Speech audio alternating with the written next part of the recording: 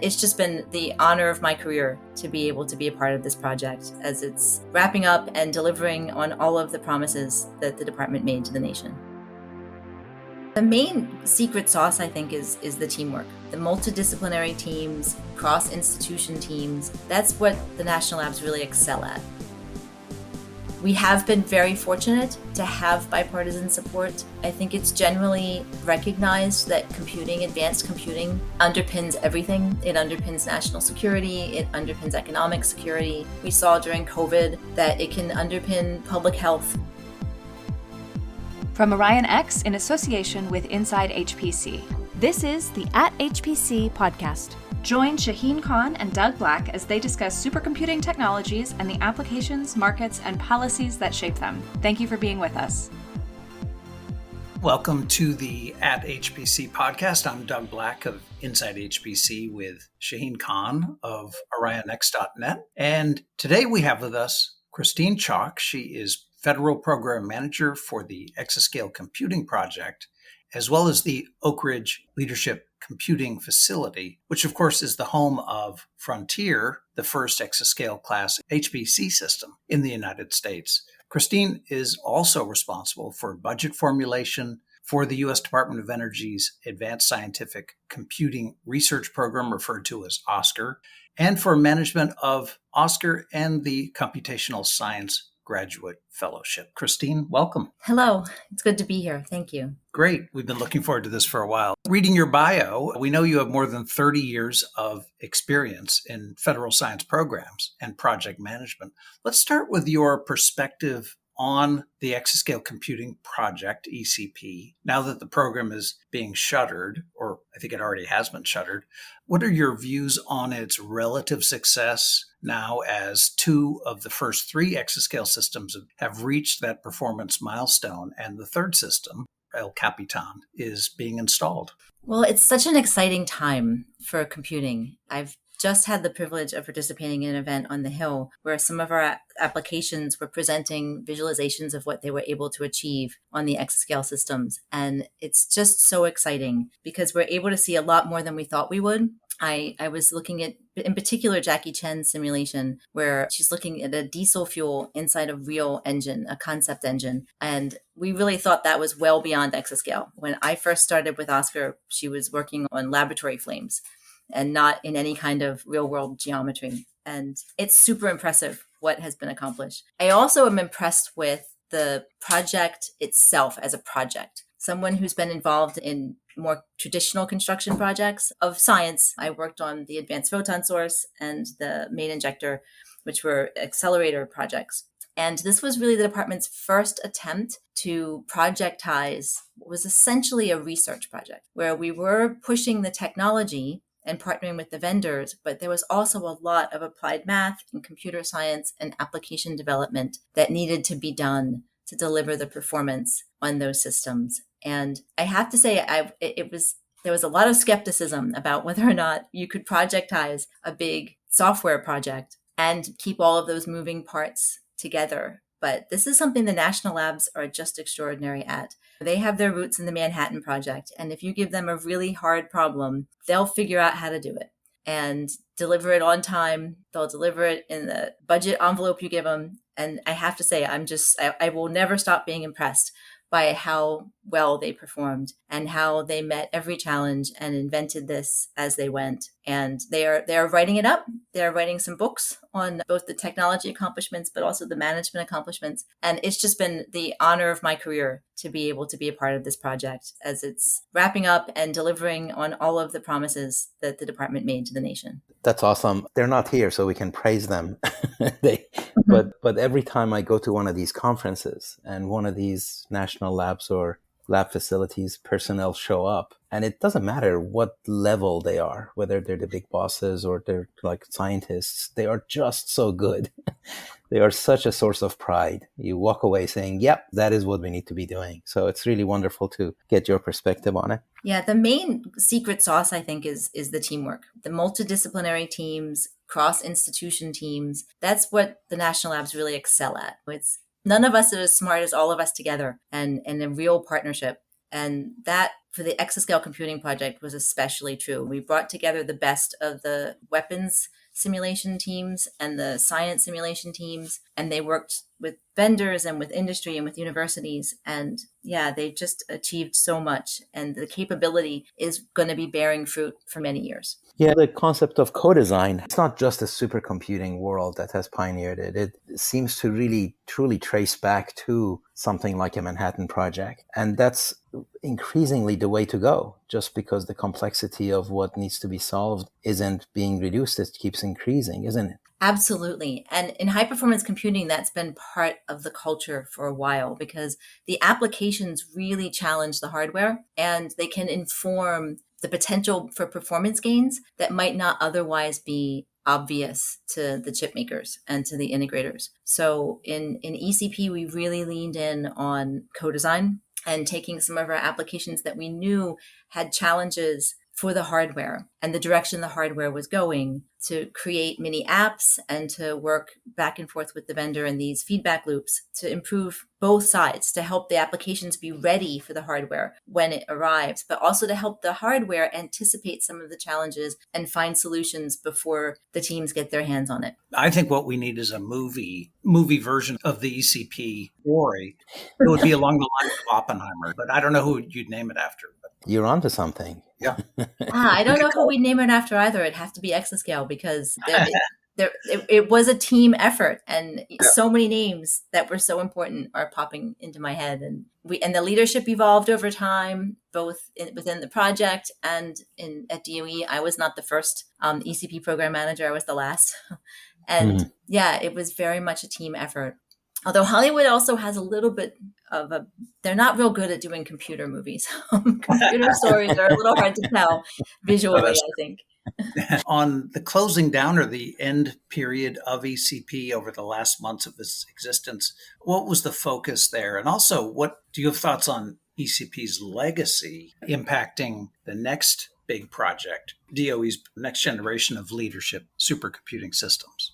Yeah, but we're winding down the project and the team's dispersing, but that means they're all going off and doing their research on their own now. And sometimes it is still in teams, but I've been with the ECP project for the last almost 3 years. And so that's really been the home stretch. That's been about delivering on all of the key performance parameters of the project. So that's making sure that all 25 apps achieved the performance improvement that they had signed up for, or the new capabilities that they'd signed up for, to make sure that the software stack, the E4S, was interoperable and fully portable across all of the 3 systems, and also the pre-Exascale systems. And actually in a lot of other hardware, we have the E4S now on web services, on Amazon Web Services and on Azure as well.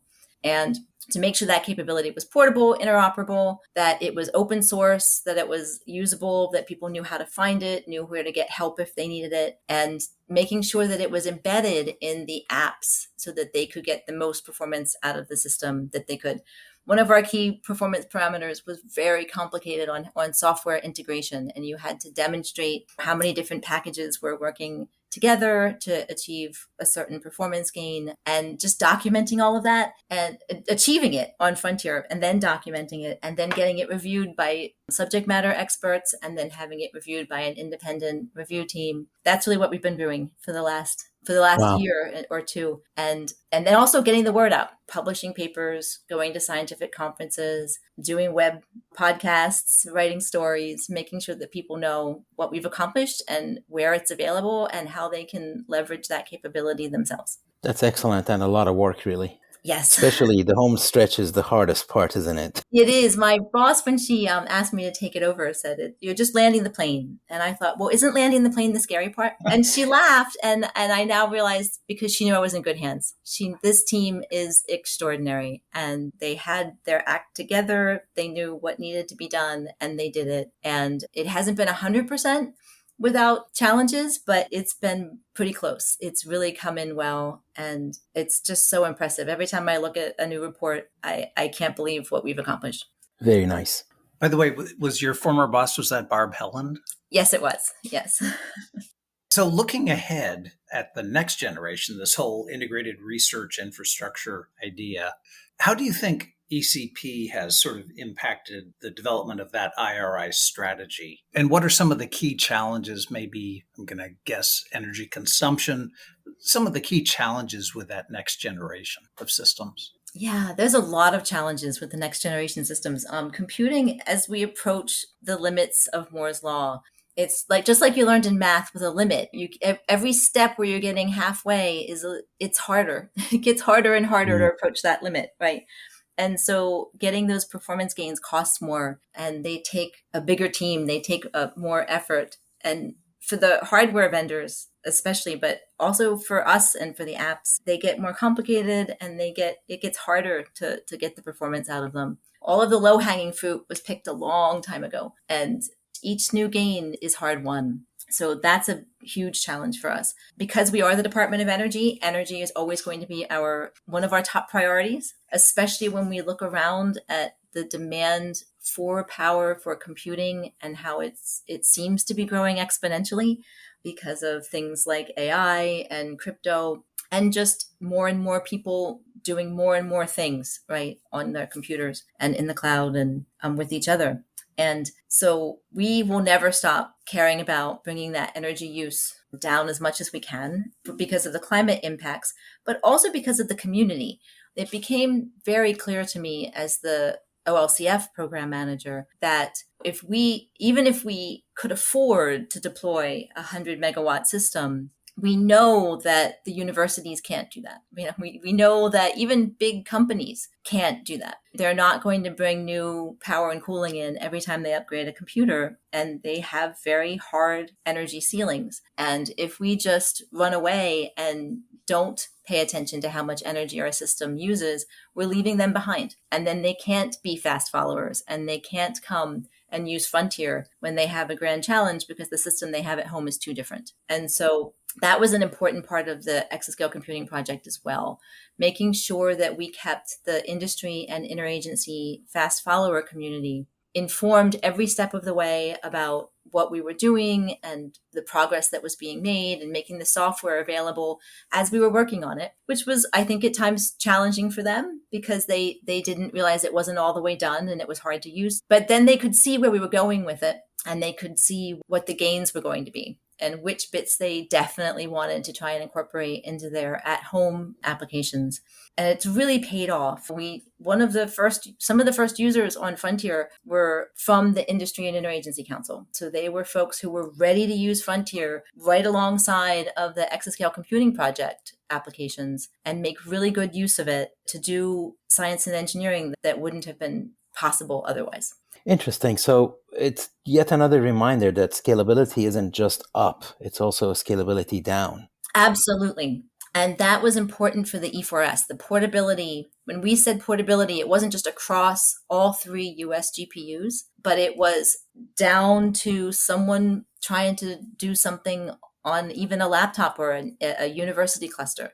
We wanted to try and make these things as interoperable up and down the chain as possible so that it wasn't so hard to grow up the chain, right? It wasn't going to be such a big leap. And the great thing that happened was the emergence of AI, because they also use the GPUs. And so for those that embraced the accelerated computing and embraced the software that we made available, that made it easier to use the GPUs and to get performance gains, they're also now ready to incorporate AI, which is where some of the performance gains are going to be as the compute performance gets harder. That's right.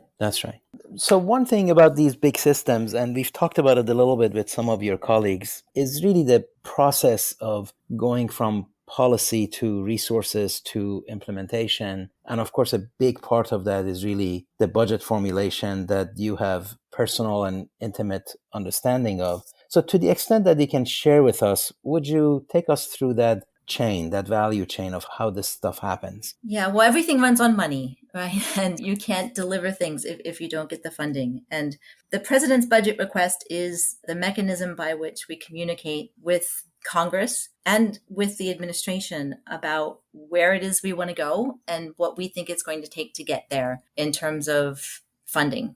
And in building that, we need to sort of find the convergence of where the big policy statements that the administration puts forward through something called the R&D priorities memo, which comes out every summer to inform all of the research agencies' budget formulation. But it also has to incorporate many workshop reports that are community driven, where the community is identifying what the opportunities and challenges in applied math or in AI or in even subfields like uncertainty quantification, and why that's important to the administration's goals. Like connecting those dots is what happens in the agency budget formulation.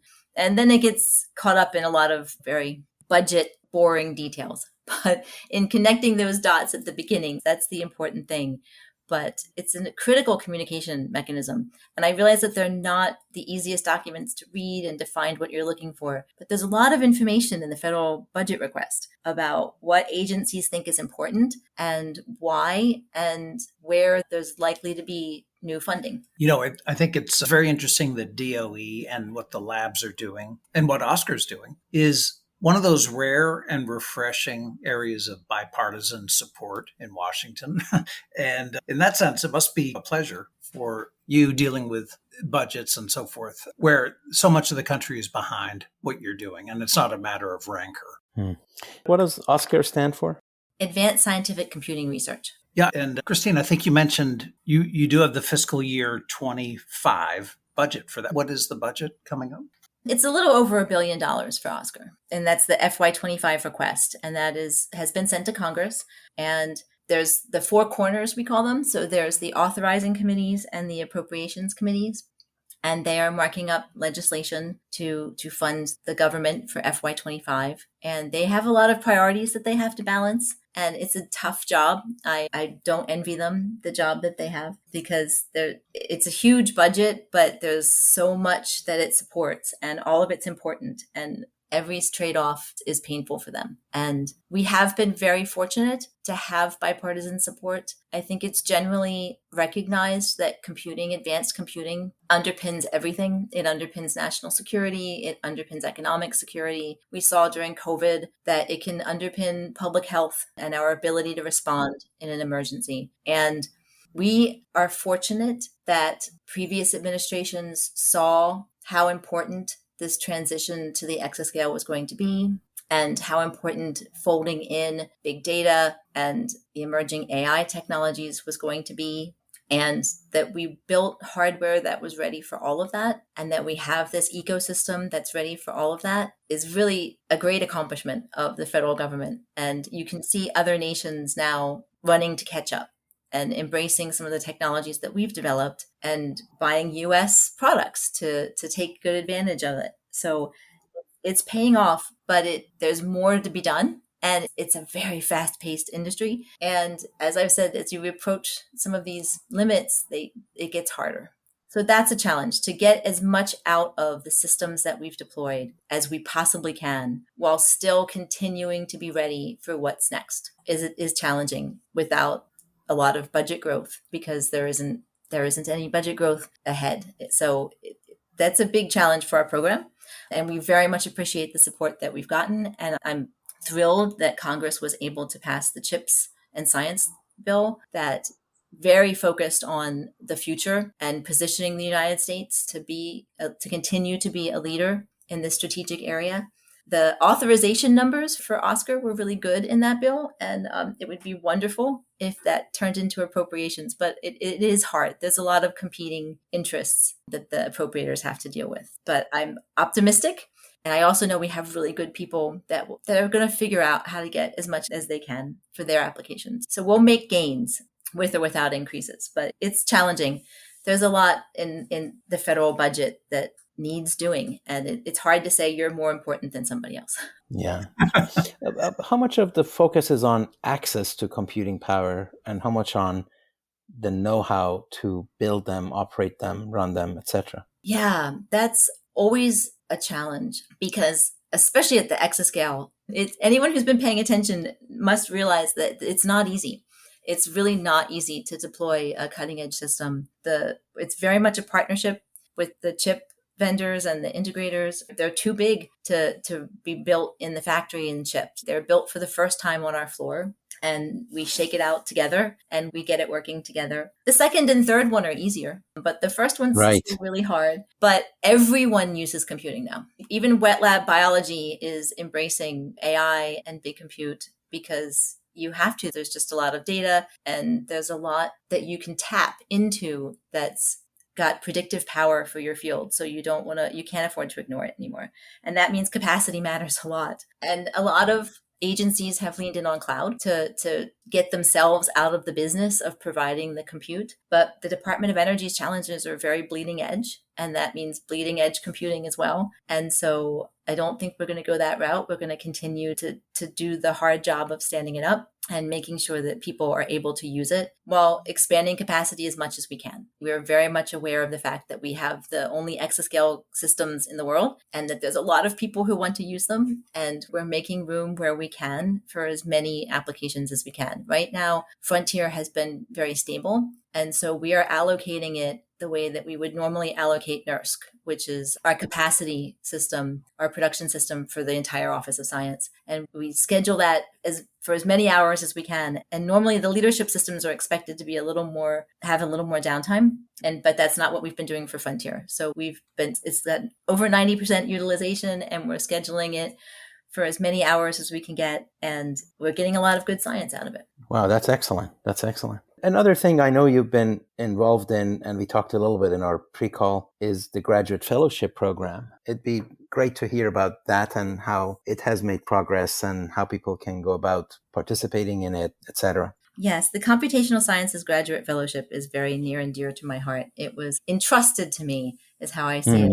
I'm the program manager for it, but it was a trust. And it gets to the question you asked about how hard it can be to use these high performance computing systems. It's always been hard. And fortunately, more than 30 years ago, some very smart people decided that they needed a special program. They needed to grow their workforce. And so they established this fellowship. And it is a partnership now between Oscar and the National Nuclear Security Administration. And we also were in partnership on ECP. And it challenges some really bright students who want to go to graduate school to add extra classes in applied math and computer science and to do a practicum at one of the national labs where they partner with working computational scientists at our labs and work on something that's outside their thesis area to help them see that there's a lot of challenges in one field that can help a completely different field get through a bottleneck that they didn't realize someone else had a solution for. So cross-training computational scientists is one of the really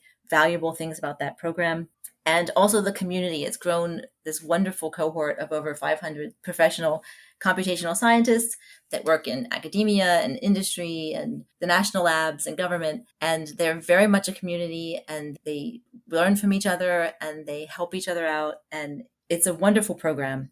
And a lot of the leaders that we count on in the Department of Energy's national labs came from the Computational Sciences Graduate Fellowship. And so I'm so happy to be entrusted with this fellowship. And I love going to the annual program review because it gives me hope for the future. The applications and the students that we pick, they're so smart and they're so hardworking, and they've got such wonderful visions for the future that it really just recharges my batteries every year. What is the eligibility criteria and the selection process? It is open to seniors who want to go to graduate school in any science or engineering field. And it's also open to first-year graduate students. It is open to U.S. citizens and legal permanent residents. And the main criteria is that you recognize the importance of computational approaches to advancing the science or engineering that you want to do, and that you're open to taking on extra coursework and taking on extra practicum experiences to enable you to do that at the very highest end of advanced computing. We do get, I want to say we get about 400 to 500 applications each year, and we select about 30 students. Wow. We've been growing it. The workforce challenges has been obvious and the department has been putting more money into workforce programs, and the CS has also benefited from that. So we added a track in applied math and computer science to address the needs of advanced computing up to the exascale. So that's applied mathematicians that want to focus on algorithms for high performance computing, right? And computer scientists that want to work on programming languages and compilers for advanced computing. So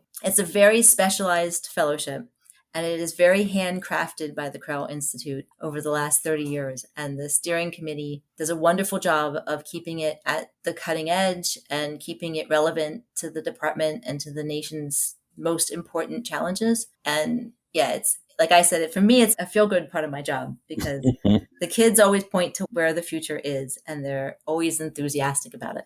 Sure is, sure is. Christine, could I ask about you? You had mentioned AI and this whole HPC AI thing that is sort of one relies on the other. As we say, you couldn't do AI without HPC. But we know the labs and certainly, there's just an increasing interest in AI in Washington. Has that been an issue to manage, balance to be kept? What are your views on this whole HPC AI phenomenon? One view we've heard is that really AI is just melting into everything we do computationally.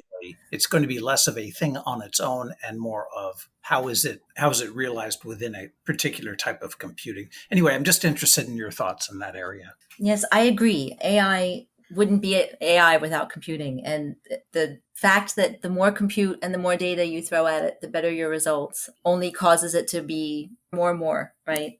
But to me, and AI has many things, right? There's the AI on my phone, there's little AI, but I'm really interested in big AI. I'm really interested in foundational models that a community can share as a resource to help them, because there's too much literature to keep up with, right? There's too much other work to keep up with. And I think that the AI is a way for people to be able to keep up better and in a more informed way. But I'm also seeing it as an accelerator, a new accelerator technology. As the performance gains are getting harder to realize in the hardware, it's algorithms and software, but we've also already made a lot of progress there. But these AIs are something new, and they can help in sort of the way that adaptive mesh refinement helped in a lot of areas of high performance computing applications, where, not everything that you're simulating is equally important. And you really want to focus your compute power where the details matter, right? And I think AI is a great way to do the other stuff as a good enough, right? So the good enough parts of your simulation so that you can save the double precision accuracy for the pieces of your simulation that really matter, right? For fusion, for example, it's the edge that matters the most. So maybe the AI can simulate the whole plasma and you focus the details on the edge. And there's lots of simulations like that where, there's a lot that's happening. And you could throw your computer at every single atom, but not every single atom is doing something interesting. And if the AI can give you a general sense of what the other atoms are doing, and then you can focus your compute power on the bits that really are interesting, then that's a way to gain performance on the current hardware. And lots of the teams in the national labs and in the Exascale computing project are already coming up with just amazingly innovative ways of using these AIs to get even more performance out of Frontier and Aurora and LCAP. So I see the creativity that's happening.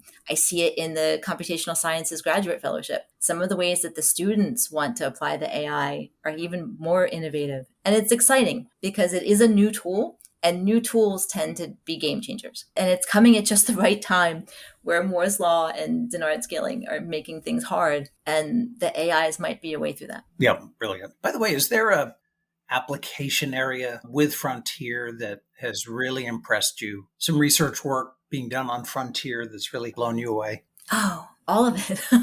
I mean, every time I get a new accomplishment from my facility, it's exciting. There was one recently where they were able to simulate 1 trillion water atoms. And that's getting us to the point where we could simulate an entire cell, right? And if you can simulate a basic cell, it opens up all kinds of experiments that can be done in silicon with the kind of predictive power that you can't see otherwise. And that was super exciting for me. Some of the digital twin work that folks are doing for human health, Amanda Randalls has turned her cardiac work and her blood flow work to look at metastasis and to look at how a single cancer piece can move through your system and spread the cancer throughout your body. And it's exciting, all of that. The work that industry is doing to try and get even more energy gains from aircraft engines, right? And the competition between the two major US companies in that business. They're doing such amazing work. I mean, they both presented visualizations at that Hill event that I mentioned, and it was just mind-blowing. The level of detail and the amount of information they can glean, it's huge. It's game-changing. And these are, for some of them, they're engines that are going to be too big to put into a wind tunnel, right? So they're not going to be able to put a full-scale engine in a wind tunnel. They have to use the computers. And there's a lot of areas like that where they have to use the computers. And it's like NASA's work on the Mars lander. The atmosphere and the gravity on Mars is nothing like Earth. So experiments that they do on Earth are an approximation at best, right? But in the computer, they can simulate how they will actually land people on Mars. And that's not going to be a parachute, because people and all their stuff, Right. it's going to be these retrojets. And the physics of that is hard. And especially when you're dealing with a different atmosphere and a different gravity and trying to control it from Earth or controlling it through an AI, it's just exciting. It makes things seem more possible. If I can change the topic a little bit, because I was, again, looking at your background and I noticed a year at Oxford. Oh, And if you're in the mood to talk about it, I'd love to know how you enjoyed it and how it came about and what influence it had on your career. It had a huge impact on me as a person and on my career, actually. It was a program that my college had in my sophomore year, and their education style is very different, and it is very focused on communication and a lot of reading, but a lot of writing, and writing in a more synced way. They were always challenging you to write something where you made all of your points in less pages, right? Yeah. And that is a extremely useful skill no matter what you do for your career, but especially in policy and sort of staff positions. I did do a fellowship as well on the Hill in 2001, and being able to summarize something complicated and technical as succinctly and clearly as you can is just a really critical skill. And to do it quickly too. At Oxford, they did make us, we had to do it. We had to turn up with an essay every week that answered a question. And that was all you got, was a question. And you had to come with an essay with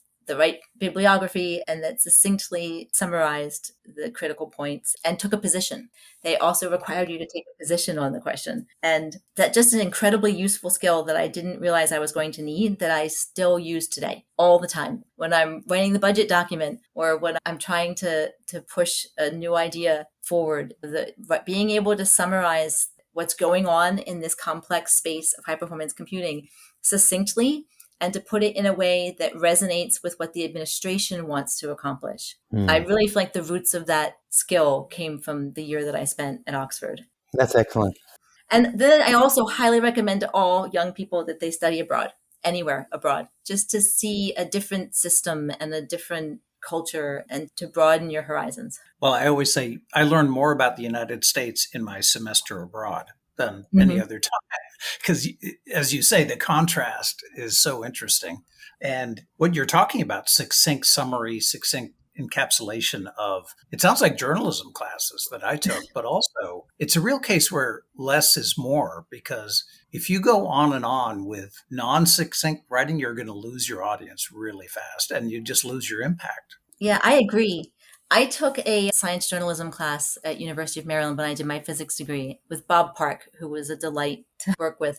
And anyone who can't go to Oxford for a year, I highly recommend adding a couple journalism classes to your program of study, because it is similar skills. Like the perfect article 2 days after your deadline isn't very helpful. Right. So it forces you to meet deadlines and to be succinct and to be accurate, right? To make sure you've got all of your facts lined up before you start writing. And it's useful skills. No matter what job you end up with, those are useful skills. And start with the most important point. which Mm-hmm. many people go in the opposite direction. They start with back. Anyway, don't get me started on that. No, I agree. You have to know what you're selling. If you don't know what the punchline is, then don't bother writing it.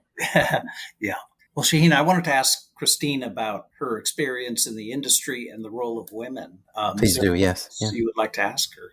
I've been very fortunate in that I've spent my career in the federal government. And the federal government is a wonderful place for a woman to have a career, if only because they absolutely follow all of the federal laws, right? You don't have to worry about any of the discrimination or harassment that unfortunately still exists in some areas. But I also, as a scientist who's interested in all of science and who is interested in the impact that science has on our country, on our national security, on our economic competitiveness. And I started out in economics and I switched to physics. And I'm very interested in all of that, in the impact that science has and in the full breadth of science, and especially how science builds off of each other, like very distinct fields. When they converge, it can create a huge breakthrough. And that's one of the things in the fellowship as well, like learning from other areas and leaning in to help them solve their problem, because that could feed back to help you solve your problem. And my daughter, I only have one, and my daughter asked me when she was like in second grade, what's a good career for a woman? And apparently I said applied math. And I didn't remember saying it, but then when the weatherman came to her school, she said she wanted to be an applied mathematician, and it caused a stir. But I genuinely think that's a wonderful field for women. And we have a lot of women in the national labs. We have a lot of women in Oscar, because it's a team effort. High performance computational science and applied math is a team effort that builds on communication skills and on wanting to work with others to help others.